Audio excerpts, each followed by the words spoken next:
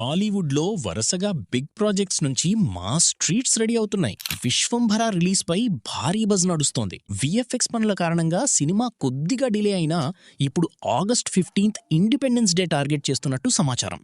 ముఖ్యంగా ఆ వీకెండ్లో పెద్ద పోటీ లేకపోవడం మెగా ఫ్యాన్స్ కు బిగ్ ప్లస్. ఇక 2 భాగాలుగా వస్తుందన్న రూమర్స్ ను దర్శకుడు వశిష్ఠ స్ట్రైట్ గా కొట్టిపారేశారు. త్వరలోనే అఫీషియల్ రిలీజ్ డేట్ వచ్చే ఛాన్స్ ఉంది. ఇక NTR Prashanth Neel combo movie dragon నుంచి మే 20న భారీ ట్రీట్ రెడీ అవుతోంది.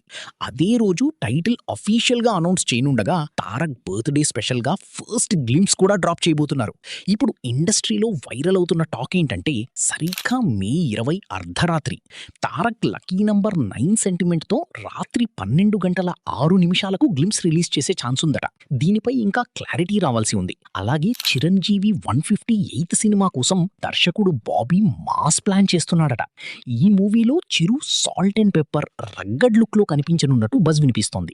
రీసెంట్ ఫోటోల్లో కూడా అదే వైబ్ కనిపించడం ఇప్పుడు ఫ్యాన్స్ లో హైప్ పెంచుతోంది.